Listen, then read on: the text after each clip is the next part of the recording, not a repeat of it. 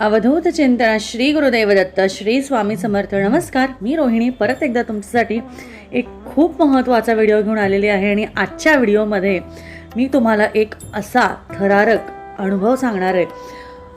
अनुभव थरारक म्हणते मी कारण कसं असतं ना, एखाद्या वेळेस जेव्हा स्वामी आपल्याला स्वतःहून एखाद्या गोष्टीचं म्हणजे आपण म्हणतो चमत्कार, किंवा त्याला चमत्कार नाही म्हणू शकत आपण, प्रचिती किंवा विश्वास, जेव्हा ते आपल्याला हे बसण्यासाठी आपल्याला त्या गोष्टी दाखवतात किंवा ते म्हणतात, किंवा त्यावेळेस आपल्याला असं 2 क्षणासाठी वाटतं, 2 मिनिटासाठी वाटतं की हे असं खरंच शक्य आहे का.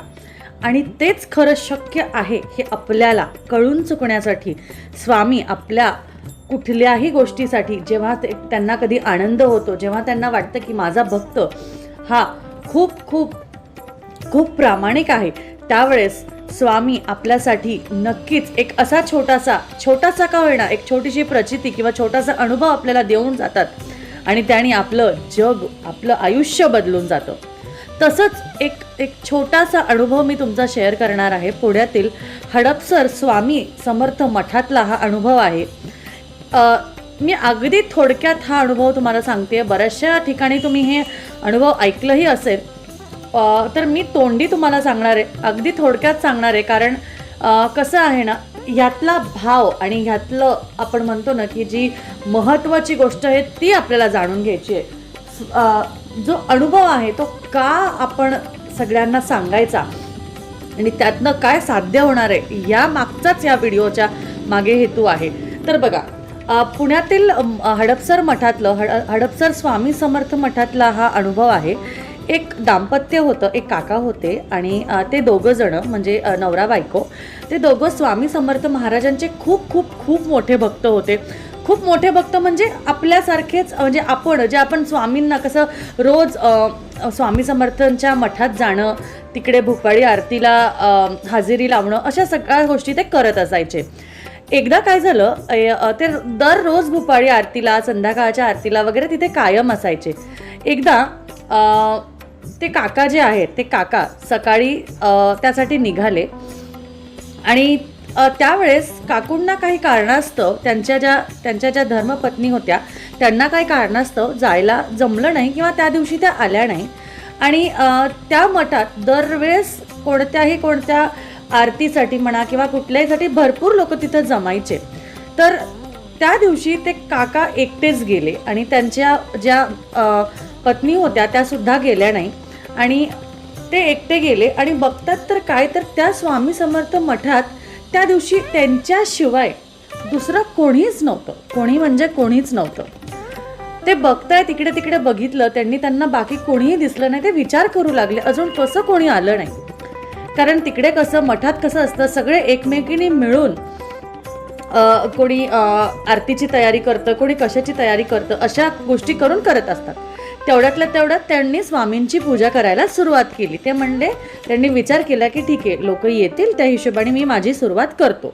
तर त्यांनी त्यांची सुरुवात केली आणि जसं ते मन लावून स्वामी समर्थांचं नामस्मरण करत ते ज्या पद्धतीने, ज्या हेतूने, म्हणजे स्वामींचं नाव घेऊन किंवा स्वामींना मनात ठेवून ज्या पद्धतीने, काही सगळ्या गोष्टी विसरून ज्या पद्धतीने ते त्यांच्या पूजेत एवढे लीन झाले होते, तर त्यांना अचानक तेवढ्यात एक चाहूल वाटली. त्यांना तेवढ्यात एक असं जाणवलं की त्यांच्या मागे कोणीतरी उभं राहून त्यांची ही सर्व सेवा बघत आहे. त्यांना थोड्या गोष्टीसाठी असं वाटलं की हे कोणीतरी मागे उभं राहून माझं बघतंय की मी काय करतोय काय नाही. मी तुम्हाला आत्ता सांगते आणि हे सांगताना सुद्धा माझ्या अंगावर काटा येतोय. तर तुम्हाला सांगते, त्यांना असं जाणवलं आणि तेवढ्यात त्यांनी मागे वळून बघतात तर काय, तर तिथे एक बाबा उभे होते, तिथे एक माणूस उभा होता. आता तो माणूस फक्त उभाच होता. तो काहीही करत नव्हता. म्हणजे तो न स्वामींना नमस्कार कर, स्वामींना मुजरा कर, न हात जोड, काहीही करत नव्हता. त्यामुळे 2 मिनिटं ते काका त्या माणसाला बघत राहिले. पण त्यांना राग पण आला की हे स्वामींना हातही जोडत नाहीये, काहीच करत नाहीये. तर त्यासाठी त्यांना थोडंसं म्हणजे वेगळं वाटलं. ते परत ते गोष्ट विसरले आणि त्यांच्या पूजेला लागले. तर जसं त्यांनी स्वामींच्या फोटोकडे बघितलं तर बघतात तर काय, त्या फोटोतनंच स्वामी गायब झाले होते. त्या फोटोत स्वामी नव्हते. त्या फोटोमध्ये फक्त आणि फक्त पांढरा कागद होता. त्या फोटोमध्ये स्वामींची जी प्रतिमा होती ती तिथे कुठेच नव्हती. आणि हे बघताच त्यांना 2 मिनटं खरंच काय म्हणजे मी काय बघतोय असं वाटायला लागलं. आणि हे जे मी बघतोय ते माझ्या मागे उभा माणूस सुद्धा बघतोय की नाही हे बघण्यासाठी, किंवा स्वामीच फोटोत नाहीये हे तो माणूस सुद्धा बघतोय की नाही हे बघण्यासाठी त्यांनी मागे वळून बघितलं तर तिथे कोणीच नव्हतं. तो माणूसही तिथून गायब झाला. आणि तेवढ्यात त्यांनी परत स्वामींच्या फोटोकडे बघितलं तर स्वामींची प्रतिमा परत त्या फोटोमध्ये आली होती.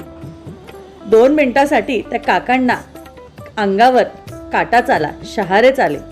आणि त्यांना असं वाटायला लागलं की आत्ता जो माणूस इथे उभा होता की तो कुठे गायब झाला, अचानक कुठे गेला. बाहेर परिसरात जी लोकं होती, 1-2 लोकं जी आली होती, त्यांनी विचारलं की तुम्ही अशा माणसाला बघितलं का. तर कोणीही सांगितलं की नाही, असं कुठलाच व्यक्ती इथे आला नाही. आणि जेव्हा परत ते मंदिरात गेले, 8 मठात गेले, तेव्हा त्यांनी स्वामींना नमस्कार केला. आणि तेवढ्यात त्यांचे लक्षात आले की स्वामींनी आपल्याला प्रचिती दिली आहे, स्वामींनी त्यांचं दर्शन घडवलं आहे. आणि त्याचमुळे ते इतके आनंदात सगळ्यांना ही गोष्ट सांगू इच्छित होते. पण सांगावं की नाही हा त्यांना प्रश्न होता. त्यांचा आनंद समावत नव्हता. त्यांना कुठल्याही प्रकारचा कुठल्याही गोष्टीचा त्रास नव्हता. ते स्वामींचे इतके छान भक्त होते ना, त्यांना कधीच कोणत्या गोष्टीची कमी नव्हती. पण ते काका म्हणाले की ज्या दिवसापासनं स्वामींनी मला स्वतः असं दर्शन दिलं त्या दिवसापासनं मला त्यांनी अजून प्रगती मार्गावर नेलं, अजून मी माझ्या आयुष्यात पुढे गेलो आणि स्वामी आता सदैव माझ्याबरोबर आहे असं मला जाणवू लागलं. आणि त्याच नंतर हे अनुभव मी सगळ्यांबरोबर शेअर करावं असं मला वाटलं. म्हणूनच सोशल मीडियाद्वारे मी सगळ्यांना ही गोष्ट सांगितली. तर असा होता ह्या काकांचा अनुभव. मला खरंच असं वाटतं की आपल्याला सुद्धा एखादे अनुभव आले असतील तर नक्कीच तुम्ही मला खाली कमेंटमध्ये सांगू शकता, किंवा माझा मेल ID खाली दिला आहे, तुम्ही माझ्याबरोबर ते शेअर करू शकता. म्हणजे मी सर्व स्वामी भक्तांबरोबर ते नक्कीच शेअर करेल. आणि आपल्याला स्वामी परिवार, दत्त परिवार हा खूप वाढवायचा आहे. यासाठी तुम्ही मला नक्कीच मदत कराल. आपले स्वामी आपल्याबरोबर सदैव आहेत. कसा वाटला अनुभव नक्कीच कळवा. त्याचबरोबर व्हिडिओला लाईक आणि शेअर करा. आणि आपले असेच व्हिडिओ बघण्यासाठी चॅनलला सबस्क्राईब नक्कीच करा. अवधूत चिंतन श्री गुरुदेव दत्त. श्री स्वामी समर्थ. जय जय स्वामी समर्थ.